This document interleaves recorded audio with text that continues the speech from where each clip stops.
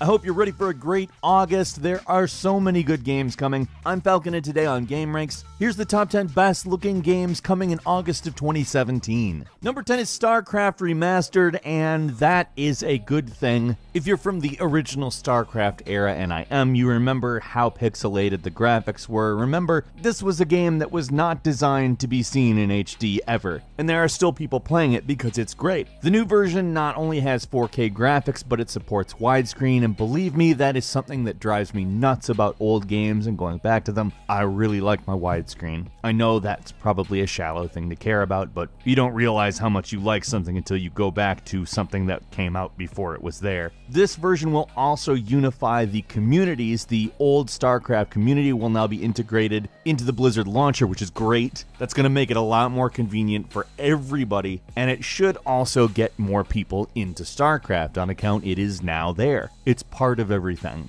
I'm not gonna lie, I like the original StarCraft better than the second one, so I'm pretty stoked that this is happening, to be honest. Number 9 is Yakuza Kiwami, which is coming for PS4. It is a remaster of the original Yakuza, and yes, I understand 2 remasters in a row. Trust me, these are both gonna be worth it. Yakuza was a game that wasn't entirely as polished as it should have been, and over the time that sequels have been made, people have gotten more acquainted with it, and the developers have streamlined it a little, and a lot of that stuff is going into this version of Yakuza. They've also filled out the plot a little bit because sometimes it doesn't make a hell of a lot of sense, and that's great as well. Honestly, the thing I'm just stoked is that I can play Yakuza and switch fighting styles in the battles. That's the thing that I'm after in this. That's probably the golden goose for me. It's been a while since I've played it, so I'm there. Number 8 is Absolver, which looks to me like a really innovative game that, I gotta say, just impresses me every time I see it. It's this absolutely beautiful, hyper-real, somewhat surreal-looking setting in which you play these elaborately fluid martial arts battles, and it looks like just beyond fun. Now, it's slightly massively multiplayer. It's not full-blown, you just run around and there's every single person playing the game right there, but it is something that seems very interesting. And the thing that I'm looking forward to most is the PvP. They say there's going to be battle arenas, and frankly, the combat system looks awesome. And the whole combat deck idea seems like it would be good for that type of thing, but the art style really has me interested as well. It's so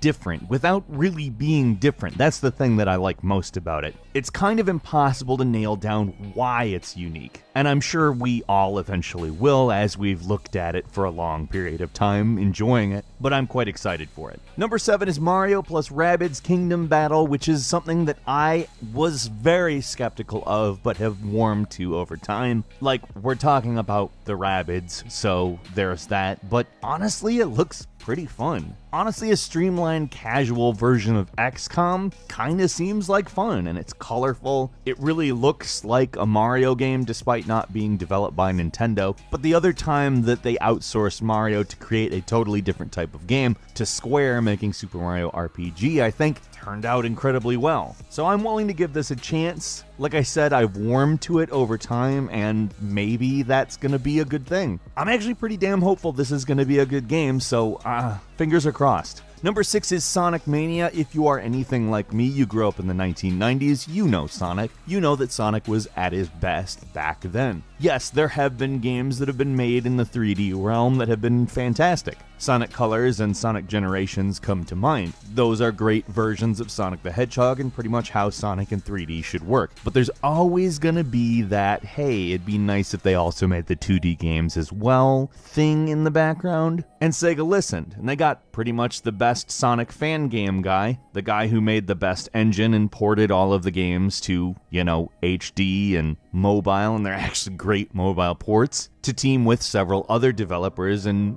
actually have a budget to make a brand new 2D Sonic game. And while it is going to contain some remixed content, it looks to me as though these levels are going to be a lot larger, and the new levels frankly just have me incredibly excited. The whole game looks great, and I think it's probably going to be the thing that breaks the Sonic cycle, if you're aware of what that is. Number 5 is Lawbreakers, which is a really interesting concept if you ask me. I'll say the gameplay itself isn't absolutely groundbreaking, but the framing I like. The law versus the breakers. In all honesty, it kind of seems like Overwatch combined with really old Star Wars Battlefront, with a few modes that really remind me of that old school Battlefront. particularly Turf War, although it's not entirely the same as the old Capture the Command Post gameplay. Still though, this seems like it's an aesthetic and a framework that actually will bring some interesting stuff to the sort of now a little bit overplayed hero-based arena shooter. It's pretty clear that when a game does it right, the game succeeds, and when it just kind of seems to be doing it for the sake of doing it, it doesn't. So obviously Lawbreakers is going to live and die based on that. Number 4 is Hellblade: Senua's Sacrifice, which has been labeled this independent AAA game, claiming to have the production values of any AAA game out there, however being developed and published totally independently. And if you want my full opinion, that alone, if delivered on, is more important than a lot of the other things about this game. Now, I'm not going to say that it doesn't seem intriguing, it absolutely does. It's a very good looking game and seems like it is going to deliver on that promise. It's based in Celtic and Norse mythology. It's a kind of a person versus their own mind type conflict as they traverse a world that is filled with the manifestations of their own mind's conflict. And it actually seems to kind of combine Dark Souls combat. I mean, not full-blown one-to-one, it seems just a tiny bit quicker to me,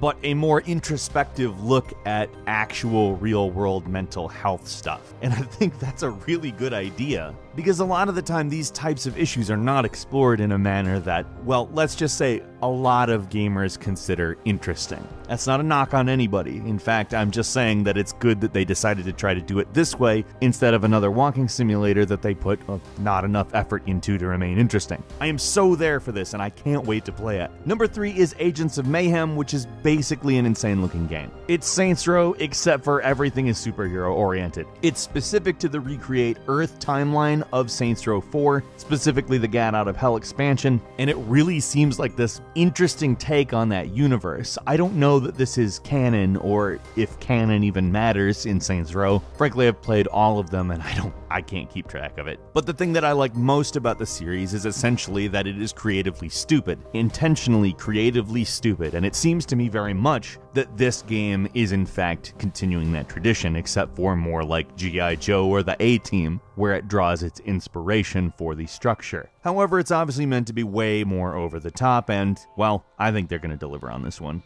Number 2 is Life is Strange Before the Storm, which is a prequel to the other Life is Strange and does not contain the time manipulation mechanic, which I think is very interesting. A lot of the point of Life is Strange is that the time manipulation messes things up, and through that mechanic messing things up further, they sort of make a commentary on the inevitability of the events and how there are certain things you just can't meddle with or have a choice on. So doing a prequel in which all of the choices are essentially you're stuck with them and this is how things go, I think fits in pretty well with the design ethos. It has a lot of the characters from the first game and sort of sets up what's going on, but I think it will be helpful to make the other game maybe have a little bit more meaning, to have more idea of the background. I'm excited for this. I really enjoyed Life is Strange, and there is also another Life is Strange project happening, so things are good for the people that liked that first game. And finally, number 1 is Uncharted: The Lost Legacy, a game that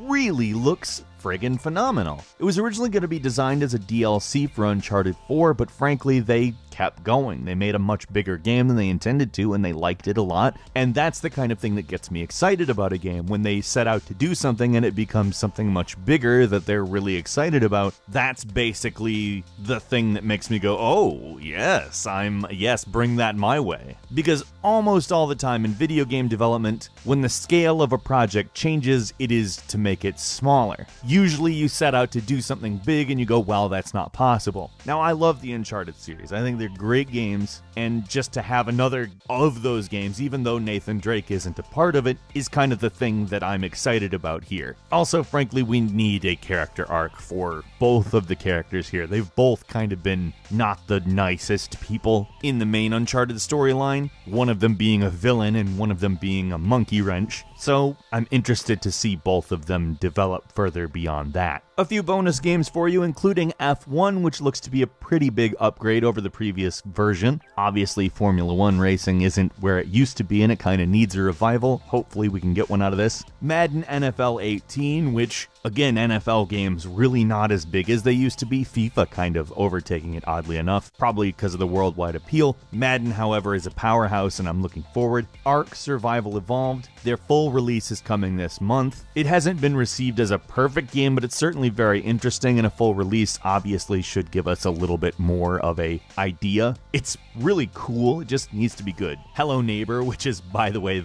the coolest game. It's a stealth horror game that this is one I'm personally very excited about. Game about trying to sneak into a messed up neighbor's house. Tacoma, which is something I've been looking forward to for quite a while. Sort of a BioShock-y type game without the combat, really. One of those games that structures its story like BioShock. I'm really looking forward. And The Long Dark, an exploration survival game. It's a really intriguing permadeath-oriented survival game that finally dunks you in a snow environment for one of these, but does it artfully. What are you looking forward to most this August? Leave us a comment, let us know what you think, and if you enjoyed this video, please click like. If you're not subscribed, now is a great time to do so. We upload brand new videos every day of the week, and the best way to see them first is a subscription. As always, we thank you very much for watching this video. I'm Falcon. You can follow me on Twitter at Falcon the Hero, and we'll see you next time right here on GameRanks.